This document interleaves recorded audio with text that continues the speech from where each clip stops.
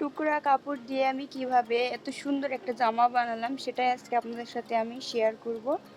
তো চলুন দেখে নেওয়া যাক। প্রথমে আমি অফ ক্যামেরায় কাপড়টি কেটে নিয়েছি। সো এটা হলো ফ্রন্ট পার্ট, এখানে আমি একটা ডিজাইন করব তাই এটা কেটে নিয়েছি। সো এইভাবে কেটে আলাদা করে নেবেন। নেওয়ার পরে এখানে একটা যে কাজ করা কাপড় সেটা দিব, অ্যাড করব এখন আমরা। সো এখানে আমি জোড়া লাগিয়ে সেলাই দিয়ে নেব এখন। সো চলুন সেলাই করে নেওয়া যাক। সেলাই হয়ে গেছে, এই দেখুন এটা ব্যাক পার্ট আর ফ্রন্ট পার্ট, এবং এটার দুটোর কাঁধটি আমি এখন জয়েন করে নেব। তো চলুন আমরা কাঁধটি জয়েন করে নিই। কাঁধটি জয়েন করা হয়ে গেলে আমি এখানে কাঁধটি জয়েন করার পরে আমি গলাটা তৈরি করে নিয়েছি, এবং কি ব্যাক পার্টে আমি একটা চেনও বসিয়েছি, যেহেতু ছোট বাচ্চা চেন তো লাগবে।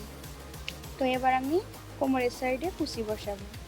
তো চলুন কুচিটা দিয়ে নিই। কুচিটা দেওয়া হয়ে গেলে ফাইনাল লুকটা এমন আসবে। সো এমন আসা খুবই স্বাভাবিক। এবার আমি বুকের কাছে একটা কুচি অ্যাড করব। এখানে একটা আমি এক কালারের কাপড় দিয়ে কুচিটা অ্যাড করে নেব। এই যে দেখুন আমি অ্যাডটা করে নিয়েছি, কত সুন্দর হয়েছে। সো চলুন এবারটা নিচের পাটে যাই। নিচের পাটে আমি এখানে একটা কুচি অ্যাড করব 3 ইঞ্চি। সো এটা 3 ইঞ্চি কুচিটা অ্যাড করে নিই। এই যে দেখুন অ্যাড করা হয়ে গেছে। সো এই হলো জামাটার ফাইনাল লুক। আসলে বলবেন টুকরা কাপড় দিয়ে জামাটা কি এত সুন্দর হয়?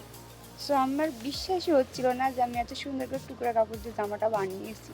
সো আপনাদের কাছে কেমন লাগছে অবশ্যই কমেন্টে জানাবেন। আল্লাহ হাফেজ।